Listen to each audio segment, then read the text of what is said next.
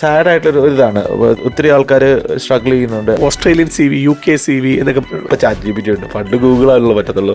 Google അടിച്ചിട്ട് ആ generic ആയിട്ടുള്ള ഇത് കട്ട് ചെയ്ത് പേസ്റ്റ് ചെയ്തെടുക്കും. മലയാളികൾക്ക് ഏറ്റവും കൂടുതൽ തെറ്റുപറ്റുന്ന കാര്യങ്ങൾ അവിടെയാണ്. നമ്മുടെ പേര് മാറ്റി നമുക്ക് അറിയണ്ടാവില്ലായിരിക്കും നാട്ടിൽ നിന്ന് മാറിയിട്ടില്ല. എംപ്ലോയർ നോക്കണത് അവരുടെ സ്കില്ല്, ആറ്റിറ്റ്യൂഡ് ആൻഡ് എക്സ്പീരിയൻസ് ആണ്. നമുക്ക് 10ാം ക്ലാസ് വേണ്ട, 8ാം ക്ലാസ് വേണ്ട, പഠിച്ച സ്കൂളിന്റെ പേര് വേണ്ട, അല്ല വെരി ബേസിക് അല്ലേ. ദുബായിൽ പോലും എത്തിയിട്ടില്ല. Make it personalised, make it customised to the job. It's not a bad thing. ഇന്നത്തെ ഹൈലി കോമ്പറ്റീറ്റീവ് ആയിട്ടുള്ള ഒരു സമയത്ത് നമുക്ക് സ്റ്റാൻഡ് ഔട്ട് ചെയ്യാൻ പറ്റുള്ളൂ. Try to sell yourself through a CV and cover letter. നമ്മളത് എഴുതാൻ വേണ്ടി എഴുതുക. പ്ലസ് ടു കഴിയാതെ നിങ്ങൾ നേഴ്സിംഗ് പഠിക്കാൻ പോകാൻ പറ്റത്തില്ലല്ലോ. എങ്ങനെ ഒരു നല്ല CV പ്രസന്റ് ചെയ്യാം? A CV is a reflection of you.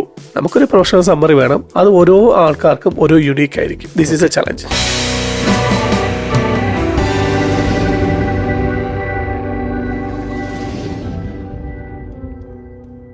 Hello guys, എല്ലാവർക്കും സുഖമാണെന്ന് വിശ്വസിക്കുന്നു. വെരി റിലവൻ്റ് ആയിട്ടുള്ള ഒരു ടോപ്പിക്. ജോലിക്ക് അപ്ലൈ ചെയ്ത് കഴിഞ്ഞാൽ ജോലി കിട്ടുന്നില്ല. അതെ, എന്താണ് കാരണം? എന്താ പറയുക, ഒരു സാഡ് ആയിട്ടുള്ള ഒരു ഇതാണ്. ഒത്തിരി ആൾക്കാർ സ്ട്രഗിൾ ചെയ്യുന്നുണ്ട്. ഒത്തിരി നമ്മുടെ എല്ലാവരുടെയും മുഖം പോലെ തന്നെ എംപ്ലോയർക്ക് നമ്മൾ അപ്ലൈ ചെയ്യുമ്പോൾ നമ്മുടെ മുഖമാണ് നമ്മുടെ CV. ഇൻ ജനറൽ ഇതാണ് നമ്മളിതിനെ ഇത് ചെയ്യുന്നത്. അപ്പം അത് എങ്ങനെ അപ്ലൈ ചെയ്യാം, എങ്ങനെ ഒരു നല്ല CV പ്രസന്റ് ചെയ്യാം, എങ്ങനെ നമ്മൾ സ്റ്റാൻഡ് ഔട്ട് ചെയ്യാം? 100 CV ഉണ്ടെങ്കിൽ എൻ്റെ CV വായിക്കുമ്പോൾ എങ്ങനെ കോരിത്തെരിപ്പ് ഉണ്ടാവാം എന്നുള്ള രീതിയിൽ നമുക്ക് അതിനെക്കുറിച്ചൊന്നും ഡിസ്കസ് ചെയ്യാം. Rashid, start from you. ഒരു 10,000 CVs, 1000 ഒന്നും അല്ല, കണ്ടിട്ടുണ്ട്.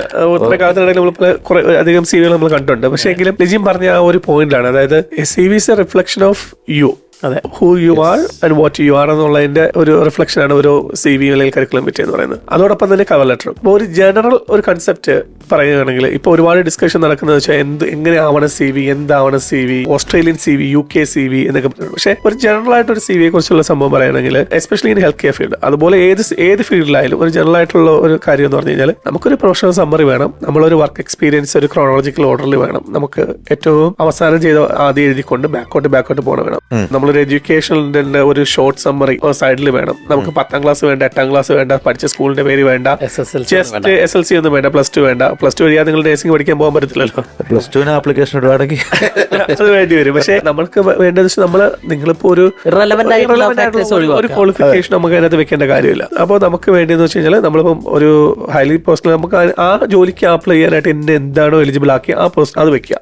ഞാനൊരു ബാച്ചുലർ ഓഫ് ഫിസിയോതെറാപ്പിസ്റ്റ് ആണെങ്കിൽ അതാണ് ഞാൻ ഫിസിയോതെറാപ്പിക്ക് അപ്ലൈ ചെയ്യുമ്പോൾ അത് വെക്കുക എന്നുള്ളതാണ്. അല്ലാതെ ഞാൻ 10ൽ പഠിച്ചതോ പ്ലസ് ടു പഠിച്ചതോ നമുക്ക് അവിടെ, അല്ലെങ്കിൽ ഒരു നേഴ്സിംഗ് ആണെങ്കിൽ നമുക്ക് ബാച്ചുലർ ഓഫ് നേഴ്സിംഗ് ചെയ്ത് വെക്കുക എന്നുള്ളതാണ്. അതോടൊപ്പം തന്നെ നമ്മൾ അഡീഷണൽ കോഴ്സുകൾ ചെയ്തിട്ടുണ്ടെങ്കിൽ നമുക്ക് അവിടെ ലിസ്റ്റ് ചെയ്യാന്നുള്ളതാണ് സംഭവം. സർട്ടിഫിക്കറ്റ് ചെയ്തിട്ടുണ്ടോ, മാസ്റ്റേഴ്സ് ചെയ്തിട്ടുണ്ടോ, അതൊക്കെ നമുക്ക് അവിടെ റിലവന്റ് ആണ്.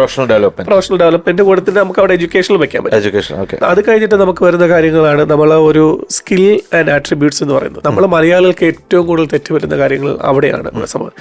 നമ്മളെല്ലാ എക്യുപ്മെന്റിന്റെ പേര് എഴുതി വെക്കും. അതെ, പൾസ് ഓക്സിമീറ്റർ തൊട്ട് സ്പിഗ്മോമാനോമീറ്റർ തൊട്ട് നമുക്കില്ലാത്ത പേരുകൾ എല്ലാം എഴുതി വെക്കും. അതുപോലെ ID, അങ്ങനെയുള്ള ഒരുപാട് നമ്മൾ വളരെ ജനറിക് ആയിട്ടുള്ള ഒരുപാട് കാര്യങ്ങൾ. ഇതൊന്നും അറിയാതെ നിങ്ങൾ ഇത്ര കൊല്ലം 10 കൊല്ലം 8 കൊല്ലം എക്സ്പീരിയൻസ് ഉള്ള നഴ്സാണ് മിക്കപ്പോഴും ഇത് എഴുതി വെക്കും. ആരാണെങ്കിലും ഒക്കെ നമ്മൾ വളരെ ബേസിക് ആയിട്ടുള്ള കാര്യങ്ങൾ. നമുക്ക് ഒരു ലെവൽ ഓഫ് എക്സ്പെക്ടേഷൻ ഉണ്ട്. നിങ്ങൾ 8 കൊല്ലം ഇന്ന സ്ഥലത്ത് വർക്ക് ചെയ്യുമ്പോൾ എന്തായിരിക്കും നിങ്ങൾ ചെയ്തതെന്നുള്ളത്.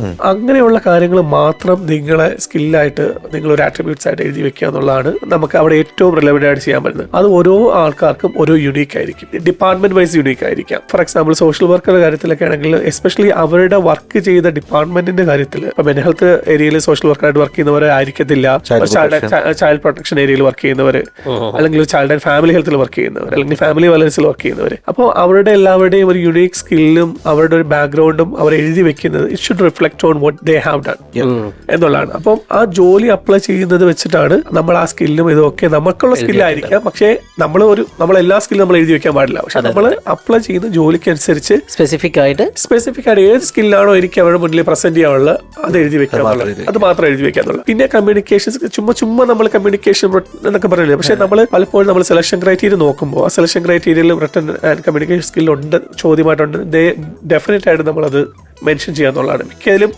നമ്മൾ എഴുതാറുണ്ട്, ഒരു സെലക്ഷൻ ക്രൈറ്റീരിയയിൽ ചോദ്യം ഉണ്ടാവാറുണ്ട്. അങ്ങനെയുള്ള കാര്യങ്ങളാണ് നമ്മൾ ആ ഒരു ബ്രീഫായിട്ട് നമ്മൾ പറയുകയാണെങ്കിൽ നമുക്ക് ആ ഒരു CV ഉണ്ടാവേണ്ടത്. അതുപോലെ റെഫറൻസും ഇസ് എ മസ്റ്റ് തിങ്. അതിനകത്ത് നമ്മൾ റെഫറൻസ് ചെയ്യുമ്പോൾ പലപ്പോഴും നമ്മൾ ഒരു ബാക്ക്ഗ്രൗണ്ടിൽ ചെയ്യുന്നതെന്ന് വെച്ച് കഴിഞ്ഞാൽ നാട്ടിൽ നിന്ന് പറഞ്ഞു വെച്ചാൽ ഡോക്ടർമാരുടെ റെഫറൻസ് കൂടുതലായിട്ട് വെക്കും. നാട്ടിലുള്ള ഒരു കൾച്ചർ എന്ന് പറഞ്ഞു കഴിഞ്ഞാൽ നമ്മൾ ഡോക്ടർ റെഫറൻസ് വെച്ച് നമുക്ക് ജോലി പക്ഷേ ഇല്ല, നമുക്ക് ഡോക്ടർ എത്രത്തോളം നിങ്ങൾ വർക്ക് കാണുന്നു അതിനെക്കാട്ടി കൂടുതൽ നിങ്ങൾ ഒരു മാനേജർ കണ്ടിരിക്കാം. നമുക്ക് ഇവിടുത്തെ ഒരു രീതിക്ക് അല്ലെങ്കിൽ മിക്ക ഒരു യൂറോപ്യൻ സ്റ്റാൻഡേർഡ് അനുസരിച്ച് it's good to be the direct line manager. അതൊരു ഡയറക്ട് ലൈൻ മാനേജർ ഒരു ഡോക്ടർ ആണെങ്കിൽ it's okay. I had a doctor as a direct line manager അല്ലെ. അപ്പോൾ എനിക്ക് അങ്ങനെ ഉണ്ടായിട്ട് ഞാൻ വെച്ചിട്ടുണ്ട്. പക്ഷെ നിങ്ങൾക്ക് ഉണ്ടായെങ്കിൽ വെക്കാം. അല്ലാതെ നിങ്ങൾ ഒരു ഇന്റൻസീവ് കെയർ വർക്ക് ചെയ്യുന്ന ഒരു ഇന്റൻസീവ് കെയർ സ്പെഷ്യലിസ്റ്റിന്റെ പേര് വെച്ചുകൊണ്ട് നിങ്ങൾക്ക് വളരെ അഡീഷണൽ ആയിട്ട് ഒന്നും കിട്ടായിരുന്നില്ല. അപ്പൊ അങ്ങനെയുള്ള കോമൺ ആയിട്ട് നമ്മുടെ നാട്ടിലുള്ളവർ ചെയ്യുന്ന കാര്യങ്ങൾ മാറ്റി കഴിഞ്ഞാൽ തന്നെ നമ്മൾ CV സ്റ്റാൻഡ് ഔട്ട് ആവുന്നതാണ്. അപ്പൊ നമ്മൾ എക്സ്പീരിയൻസ് എഴുതുമ്പോൾ ഇപ്പോൾ ഒരു എക്സ്പീരിയൻസ് ഇപ്പം ഇന്ന ഹോസ്പിറ്റലിൽ ഞാൻ വർക്ക് ചെയ്തു, അല്ലെങ്കിൽ ഇന്ന ഡിപ്പാർട്ട്മെന്റിൽ ഞാൻ വർക്ക് ചെയ്തു, അപ്പോൾ അതിന്റെ അവിടെ ഞാൻ ചെയ്ത കാര്യങ്ങൾ എന്തൊക്കെയാണ്, very specific to yourself, അല്ലെങ്കിൽ നിനക്ക് സ്റ്റാൻഡ് ഔട്ട് ചെയ്യാൻ പറ്റിയ കാര്യങ്ങൾ അതാണ് ഉദ്ദേശിക്കുന്നത്. അല്ലാതെ നമ്മൾ ജനറൽ ആയിട്ട് patient assessment, daily patient care എന്ന് പറഞ്ഞിട്ട് എല്ലാത്തിലും കോപ്പി പേസ്റ്റ് ചെയ്ത് എഴുതി വെക്കാനില്ല. അവിടെ ഒന്നും ഇല്ലാതിരിക്കത്തില്ലല്ലോ. നിങ്ങൾ അവിടെ ഫോർ എക്സാമ്പിൾ അവിടെ ഞാൻ ക്വാളിറ്റി ചാമ്പ്യൻ ആയിരുന്നു, അല്ലെങ്കിൽ ഞാൻ അവിടെ ഇൻഫെക്ഷൻ കൺട്രോൾ ചാമ്പ്യൻ ആയിരുന്നു എന്നൊക്കെ പറഞ്ഞാൽ അവിടെ നമ്മൾ ചെയ്തിട്ടുള്ളെങ്കിൽ അത് എഴുതി വെക്കുക.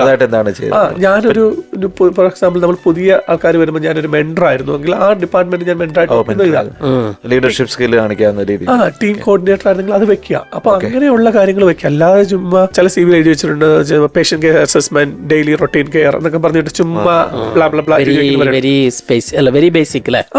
എനിക്ക് അങ്ങനത്തെ ഒരു CV കണ്ടു കഴിഞ്ഞാൽ ഇപ്പൊ ഒരു മാനേജർ ആണെങ്കിൽ വേസ്റ്റ് ഓഫ് ടൈം ആണ് ബേസിക്കലി. ഇപ്പൊ നല്ലൊരു ദിവസം അല്ലാന്നുണ്ടെങ്കിൽ അതൊരു റീസൺ ആവാം നമ്മുടെ CV റിജക്ട് ചെയ്യപ്പെടാൻ. അല്ല, ഇപ്പൊ വോളിയം കൂടിയില്ലേ? അല്ലെ, അതാണ് ഇപ്പൊ വോളിയം കൂടി. പണ്ടെന്ന് വെച്ചാൽ റിക്രൂട്ട്മെന്റ്സ് ആയിരുന്നു CV ആണ്. അവരെടുത്ത് അവർ ഇന്റർവ്യൂ ചെയ്യുന്ന സമയത്ത് നിങ്ങൾ ലിസ്റ്റ് എഴുതുമ്പോൾ അവര് ഒരു ഷീറ്റിൽ നമ്മളെ എക്സ്പീരിയൻസും പേരും എഴുതി വെച്ചിട്ട് അതാണ് എംപ്ലോയീസിന് കൊടുത്തോണ്ടിരുന്നത്. ഇപ്പൊ മിക്കപ്പോഴും CV എന്ന് പറഞ്ഞാൽ ഡയറക്റ്റ് ആണ് എംപ്ലോയീസിലേക്ക് എത്തുക എന്നുള്ളത്.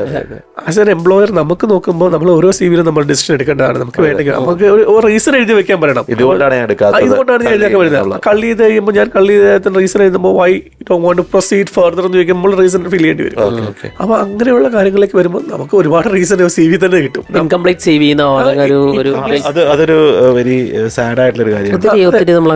ഞാനിപ്പോ ഇടയ്ക്ക് ദുബായിൽ നിന്ന് ഒരു CV ഉണ്ടായിരുന്നു. 6-7 കൊല്ലം ദുബായിൽ വർക്ക് ചെയ്ത ഒരു CV ആണ്. എന്തൊക്കെ വെക്കാൻ പറ്റുമെന്ന് അറിയാം. ഞാൻ ആ CV എഴുതി വെച്ചേക്കുന്ന എക്സ്പീരിയൻസ് കണ്ടപ്പോൾ എനിക്ക് തോന്നി എന്തൊക്കെ CV എഴുതാൻ പറ്റുമായിരുന്നു.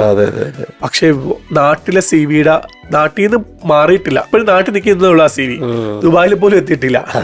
അപ്പോൾ അത് ഒരു കുറ്റമല്ല. കാരണം നമ്മൾ അതിനെ കുറിച്ച് നമ്മളൊരു സ്ഥലത്ത് കണ്ടിന്യൂസ് വർക്ക് ചെയ്തുകൊണ്ടിരിക്കുമ്പോൾ നമ്മൾ CV കുറിച്ച് ആലോചിക്കുന്നില്ലല്ലോ.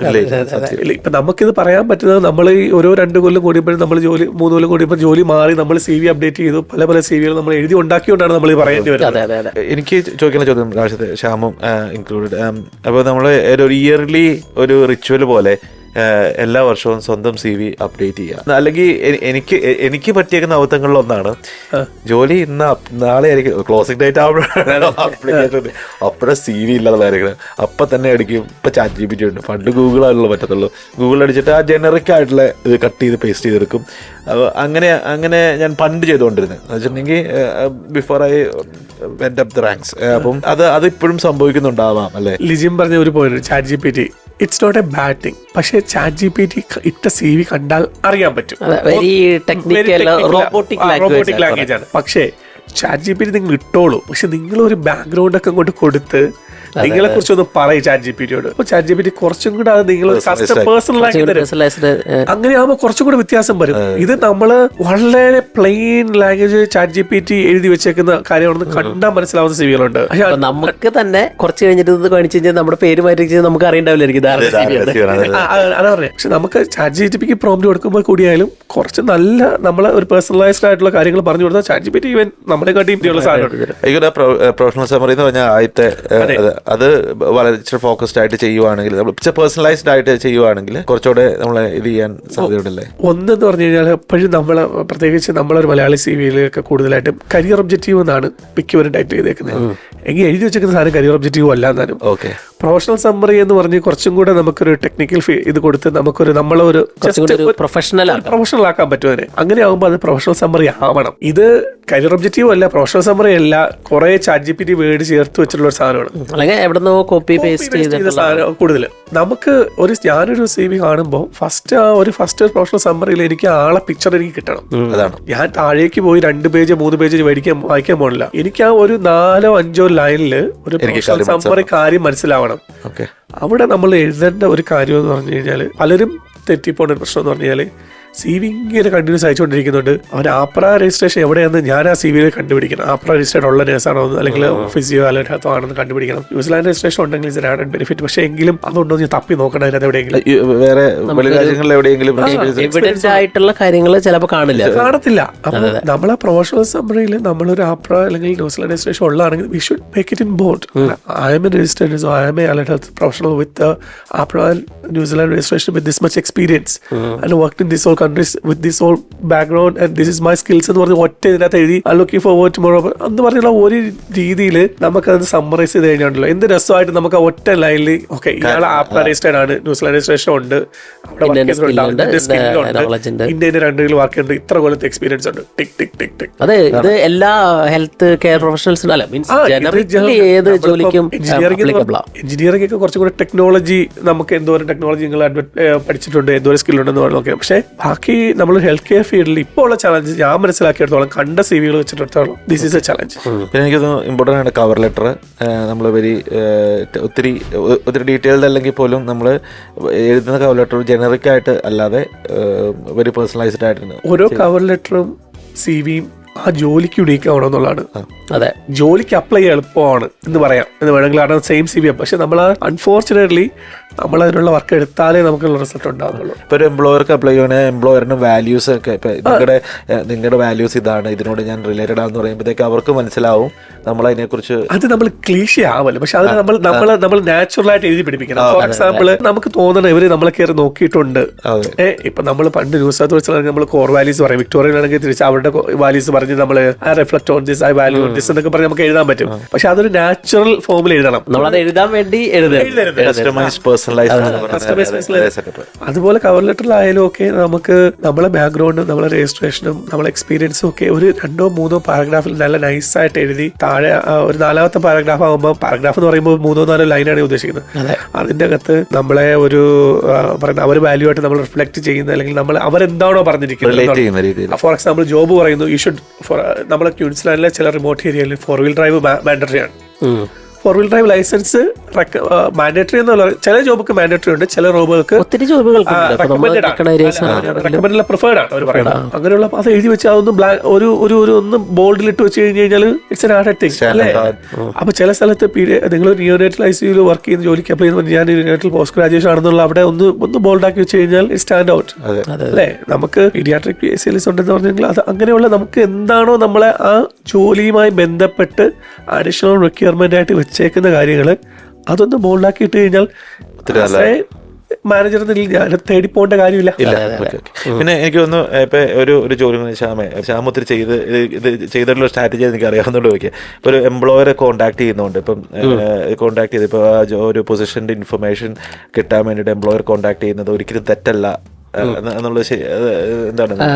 നമ്മൾ ഒരിക്കലും ട്രൈ ചെയ്യാത്ത, അല്ലെങ്കിൽ പ്രത്യേകിച്ച് നമ്മുടെ ഒരു മലയാളി ബാക്ക്ഗ്രൗണ്ടിൽ നമ്മൾ തീരെ ചെയ്യാത്ത ഒരു കാര്യമാണെന്ന് ഞാൻ ഒത്തിരി പേരെടുത്ത് പറയണ ഒരു കാര്യമാണ്. നമ്മൾ ജോലിക്ക് അപ്ലൈ ചെയ്യുമ്പോൾ ആ എംപ്ലോയർ നോക്കണത് അവരുടെ സ്കില്ല്, ആറ്റിറ്റ്യൂഡ് ആൻഡ് എക്സ്പീരിയൻസ് ആണ്. ആറ്റിറ്റ്യൂഡ് എന്ന് പറയുന്ന സാധനം നമുക്ക് ഒത്തിരി സ്റ്റാൻഡ് ഔട്ട് ചെയ്യാൻ ഈസിലി പറ്റാവുന്നത്. അപ്പോൾ നമുക്കൊരു എംപ്ലോയറിന്റെ ഡീറ്റെയിൽ ഉണ്ടെങ്കിൽ ഈവൻ ദോ നമ്മൾ അപ്ലൈയിങ് ത്രൂ CV അല്ല സീക്കോർ അങ്ങനെയൊക്കെ ആണെങ്കിലും വി കുഡ് കോൺടാക്ട് ദം. നമ്മുടെ ആ മാനേജറിന് ഒരു റീച്ച് ഔട്ട് ചെയ്യുക, ഒരു മെസ്സേജ് അയക്കുക, എന്നിട്ട് അല്ലെങ്കിൽ ഒരു മെയിൽ ചെയ്യുക, ഞാൻ ഇന്ന ആളാണ്, I M interested about like in that job, അപ്പോൾ എനിക്കൊന്ന് അറിയണം എന്നൊരു സമയം ചോദിച്ചു കഴിഞ്ഞാൽ എല്ലാവരും തരും സമയം. കാരണം അവര് ഒരു ചെറിയ ഏജ് കെയർ ഹോമിലേക്കൊക്കെ ആണെങ്കിൽ they are like recruiting A family member. They would like to know who is coming. Like ആ ഒരു ലാസ്റ്റ് സ്റ്റേജിനേക്കാളും എത്രയോ നേരത്തെ അറിയാനാണ് അവർക്കും ഇഷ്ടം. ഇറ്റ്സ് ഓൾ അബൌട്ട് കണക്ഷൻ അല്ലേ, പ്യൂർലി നമ്മുടെ ആ ഒരു റിലേഷൻഷിപ്പ്, ആ റാപ്പോ നമുക്കൊരു ഒരു കണക്ഷൻ ഉണ്ടാക്കി അവരുടെ അടുത്ത് 1-2 കാര്യങ്ങളൊക്കെ ചോദിക്കാം. ഇപ്പം എങ്ങനെയാണ്, എന്തൊക്കെ ഹോമാണ്, അല്ലെങ്കിൽ ഒരു ഹോസ്പിറ്റൽ സെറ്റിംഗ് ആണെങ്കിലും ഇപ്പോൾ ഒരു ഫോർ എക്സാമ്പിൾ ഒരു മെഡിക്കൽ വാർഡിലേക്ക് ആണെങ്കിൽ എത്ര ബെഡ് ഉണ്ട് അവിടെ, അല്ലെങ്കിൽ എന്ത് ടൈപ്പ് ഓഫ് പേഷ്യൻസ് ഒക്കെയാണ് വരുന്നത്. It's okay to ask. കാരണം നമുക്ക് അങ്ങനെയാണ് ഇന്നത്തെ ഹൈലി കോമ്പറ്റീറ്റീവ് ആയിട്ടുള്ള ഒരു സമയത്ത് നമുക്ക് സ്റ്റാൻഡ് ഔട്ട് ചെയ്യാൻ പറ്റുള്ളൂ. ഓക്കെ. കാരണം എല്ലാവരും they are recruiting, they want to recruit someone who could stay with them for long. അപ്പൊ ആ ഒരു ഒരു ഒരു ഒരു അപ്രോച്ച് മാനേജേഴ്സ് ഒത്തിരി എൻജോയ് ചെയ്യും. ഇത് എന്തോരം പാടുള്ള പരിപാടിയെന്ന്. അല്ല പക്ഷെ അതല്ല, ഈ റിക്രൂട്ട്മെന്റ് പ്രോസസ്സ് പിന്നെ ആപ്ലിക്കൻസിന് അറിയത്തില്ലല്ലോ ഇരുന്നിങ്ങട് കള്ളി ചെയ്യുന്ന പരിപാടി. 100 ഒരു ജോലിക്ക് ഒരു പൊസിഷനിൽ 100 അപ്ലിക്കൻസ് വന്നു കഴിഞ്ഞാൽ ഇപ്പൊ ഞാനൊരു മാനേജർ ആണെങ്കിൽ എനിക്ക് വേണ്ടത് I want the best candidate. അപ്പൊ അതില് ഒത്തിരി ഫാക്ടേഴ്സ്. അപ്പൊ നമുക്ക് കുറെ ഹൈലി സ്കിൽഡ് ആയിട്ടുള്ള ഒരാളാണെന്ന് വിചാരിച്ചതിനേക്കാളും they may not get the job if they don't have right attitude. Okay. അപ്പൊ നമുക്ക് കൺക്ലൂഡ് ചെയ്യാൻ വേണ്ടി നമുക്ക് വേണമെങ്കിൽ പറയാം. അപ്പോൾ CV ആണെങ്കിൽ make it personalised, make it customised to the job എന്ന് നമുക്ക് പറയാം. പിന്നെ കവർ ലെറ്റർ ആണെങ്കിലും അതിനും സമയം കൊടുക്കുക. നിങ്ങളെ എന്താണോ ജോലിയുടെ സ്വഭാവം എന്താണെന്ന് എംപ്ലോയിയോട് ചോദിച്ചോട്, വർക്ക് ചെയ്യുന്നവരോട് ചോദിച്ചോ, പഠിച്ചിട്ട് അതിനെ ഹൈലൈറ്റ് ചെയ്ത് കാണിക്കുക അല്ലേ? ഇതൊക്കെ try to sell yourself through a CV and cover letter. Then എന്നോട് പണ്ട് എൻ്റെ ഡയറക്ടർ ഓഫ് നഴ്സ് പറഞ്ഞ U gonna cell your self. നമ്മള് ഫെയിലർ ആണ് വേറെ.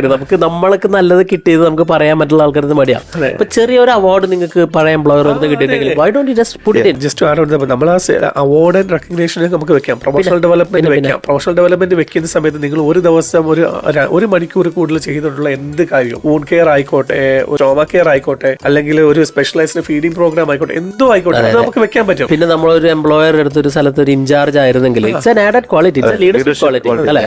അത് നമ്മൾ ഇൻക്ലൂഡ് ചെയ്യണം. Okay, wonderful. അപ്പോൾ വെരി ഇൻഫോർമേറ്റീവ്, അടിപൊളി. ഇപ്പോൾ ആരെങ്കിലും ജോലിക്ക് അപ്ലൈ ചെയ്യാൻ വേണ്ടി നിൽക്കുന്നുണ്ടെങ്കിൽ please listen to this. Already listen ചെയ്ത് കഴിഞ്ഞു. അല്ല, it's a process, natural process. എല്ലാവരും ഈ പ്രോസസ്സിലൂടെ കടന്നുപോയത്.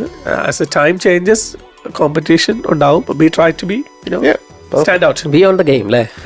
അപ്പോൾ എന്തെങ്കിലും ഡൗട്ട്സോ കാര്യങ്ങളോ ഉണ്ടെങ്കിൽ please comment underneath the video, അല്ലെങ്കിൽ ഞങ്ങളെ കോൺടാക്ട് ചെയ്യാം. CV ചെയ്ത് തരുമോ എന്ന് ചോദിക്കില്ല. കാരണം at the end of the CV നിങ്ങളൊരു നിങ്ങളുടെ CV ആണ്. അതെ, നിങ്ങളുടെ CV ആണ്. അതുകൊണ്ട് ഹാപ്പി ടു ഗെറ്റ്. അതെ, നമുക്ക് പറഞ്ഞു തരാം എവിടെയാണ് എന്താണ് ഗൈഡ് ചെയ്യുന്നതെന്ന്. ഞങ്ങൾക്ക് ഹാപ്പി ടു ഹെൽപ്പ് ആണ്, അതൊരു പ്രശ്നമില്ല. അപ്പോൾ thank you, have A lovely day. അടുത്ത വീഡിയോ, അടുത്ത എപ്പിസോഡിൽ കാണാം. Thank you. Thank you.